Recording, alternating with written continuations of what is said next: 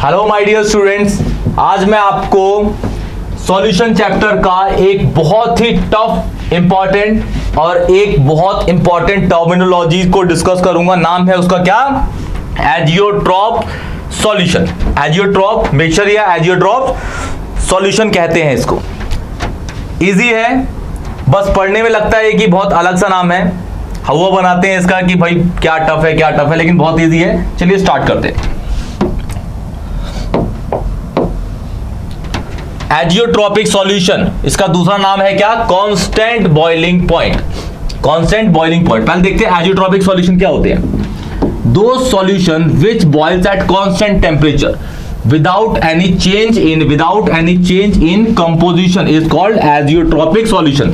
कहने का मतलब ये हुआ कि अगर यहां से मैंने कंपोनेंट A डाला, यहां से मैंने कंपोनेंट B डाला, ये मिलके इतना बन गया। इसको अगर मैं हीट कर रहा हूं तो इसका जो हीट होगा वो कांस्टेंट टेम्परेचर पे होगा। क्या होगा ये? कांस्टेंट टेम्परेचर पे। किस पे? Constant temperature. कांस्टेंट टेम्परेचर मतलब आप कह सकते हैं कि जो एजियोट्रॉपिक सॉल्यूशन होते हैं वो आइसोथर्मल प्रोसेस होते हैं। क्या होते हैं? Isothermal process. क्या? आइसोथर्मल प्रोसेस वही होते हैं जहां पे हीट जो होता है वो कांस्टेंट, टेम्परेचर जो होता है वो क्या होता है? कांस्टेंट होता है। तो अगर मैं इसे हीट करूंगा तो इसकी जो कंपोजिशन है वो बिल्कुल भी चेंज नहीं होगी और ये हमेशा क्या? बॉयल होता रहेगा। हीट एक ही कांस्टेंट हीट पे क्या करता रहेगा? बॉयल होता रहेगा। लेकिन इसकी कंसंट्रेशन, ना ए के पार्टिकल जाएंगे ना बी के पार्टिकल, कंसंट्रेशन क्या होगी? हमेशा कांस्टेंट। क्या होगी? चेंज ही नहीं होगी। क्लियर? तो एक बार फिर से पढ़ लेते हैं। दो solution which boils at constant temperature without any change in composition की आप जगह आप कंसंट्रेशन भी वर्ड यूज कर सकते हैं, इज कॉल्ड एजियोट्रॉपिक सॉल्यूशन। अब इसके अंदर कुछ पॉइंट्स हैं। पहला point, ideal solution never be azeotropic solution. कोई भी आइडियल सॉल्यूशन जो होगा वो एजियोट्रॉपिक सॉल्यूशन हो ही नहीं सकता। क्यों? क्योंकि उसके अंदर जो प्रोपोर्शन होते हैं सॉल्यूट सॉल्वेंट के वो क्या होते हैं?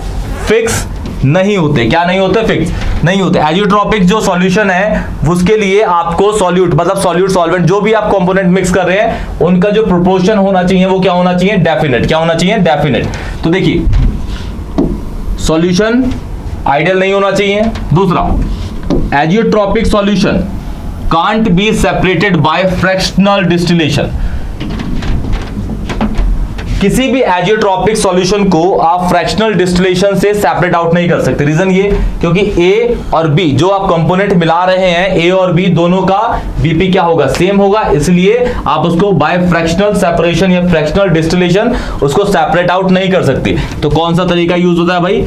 It can be separated by azeotropic distillation. उसको आप एजियोट्रॉपिक डिस्टिलेशन से ही सेपरेट आउट कर सकते हैं। अच्छा, एजियोट्रॉपिक जो मिक्सचर है वो दो तरीके के होते हैं। There are two types of azeotropic mixture.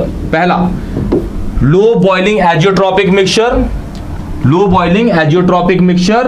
Second, high boiling azeotropic mixture. पहला low boiling azeotropic mixture, second है आपका high boiling azeotropic mixture. Azeotropic mixture में जो भी आप मिलाएंगे उसकी जो कंपोजिशन होगी वो क्या होगी?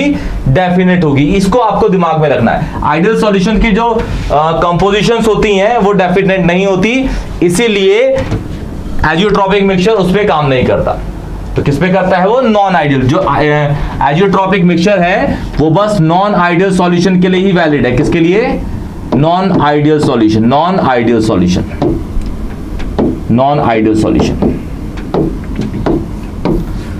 इस लेक्चर के बाद मैं अगले दिन आइडियल नॉन आइडियल के बीच में और नॉन आइडियल में पॉजिटिव और नेगेटिव डेविएशन के बारे में फुल डिटेल में वीडियो डाल दूंगा। आप लोग देख लीजिएगा, आपको पता चल जाएगा एजियोट्रॉपिक मिक्सचर और नॉन आइडियल सॉल्यूशन में क्या वो समानताएं हैं और कहां पे वो रिलेट करता है। तो बढ़ते हैं आगे। देखिए,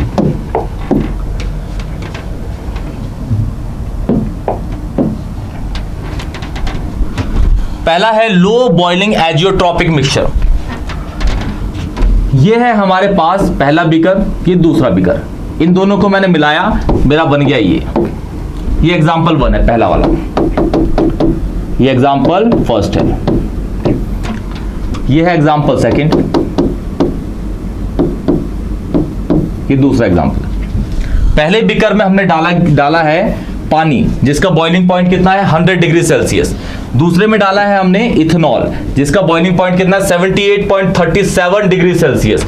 जब दोनों को मैंने मिलाया तो वाटर और इथेनॉल, इसमें जो हमने मिलाया है क्या, वाटर मिलाया है और दूसरी साइड से मिलाया है इथेनॉल, CH3CH2OH आपका इथेनॉल होता है। क्लियर। जो वाटर है उसकी कंपोजिशन कितनी है 4.03%। अल्कोहल को डाला है हमने कितना 95.97%। कंपोजिशन इसमें इंपॉर्टेंट है। एजियोट्रॉपिक मिक्सचर बनाने के लिए आपको कंपोनेंट ए, कंपोनेंट बी या सॉल्यूट सॉल्वेंट की कंपोजिशन हमेशा डेफिनेट रखनी पड़ेगी, नहीं तो एजियोट्रॉप नहीं बनेगा, नहीं तो एजियोट्रॉप कभी नहीं बनेगा। क्या नहीं बनेगा? एजियोट्रॉप कभी नहीं बनेगा। अच्छा, इसका बॉइलिंग पॉइंट कितना है 100, इसका कितना है 78.37। लेकिन जब दोनों को आपने मिलाया तो सपोज यहां तक ये भर गया, यहां तक ये भर गया, यहां तक ये भर गया। क्लियर।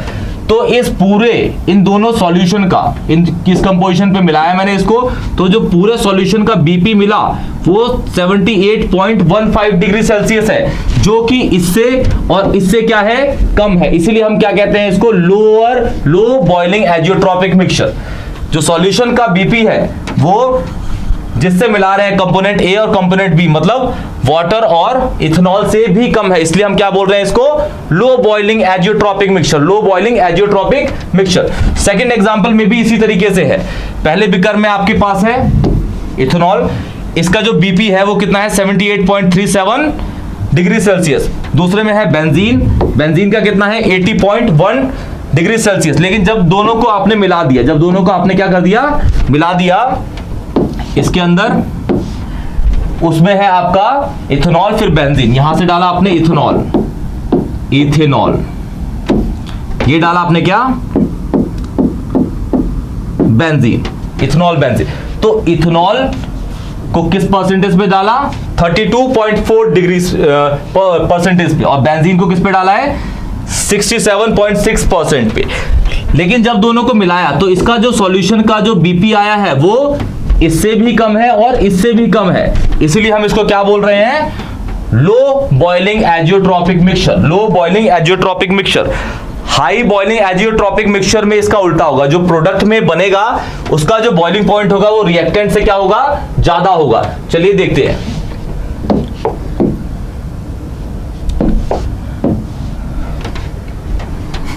देखिए इसमें ये एग्जांपल इसका फर्स्ट है, एग्जांपल 1, ये है इसका एग्जांपल 2। कंपोजिशंस को याद रखना है, फिक्स डेफिनेट कंपोजिशन में आपको ऐड करना है। देखिए वाटर जिसका बॉइलिंग पॉइंट है 100 डिग्री सेल्सियस, इसको मिलाया गया किसका, नाइट्रिक एसिड के साथ। नाइट्रिक एसिड का जो बॉइलिंग पॉइंट होता है वो 83 डिग्री सेल्सियस। तो बना जो हमारा ये सॉल्यूशन है, इसमें क्या डाला हमने, HNO3 डाला, नाइट्रिक एसिड, और इधर डाला हमने क्या, पानी। क्या डाला, पानी। तो हमारा सॉल्यूशन बन गया।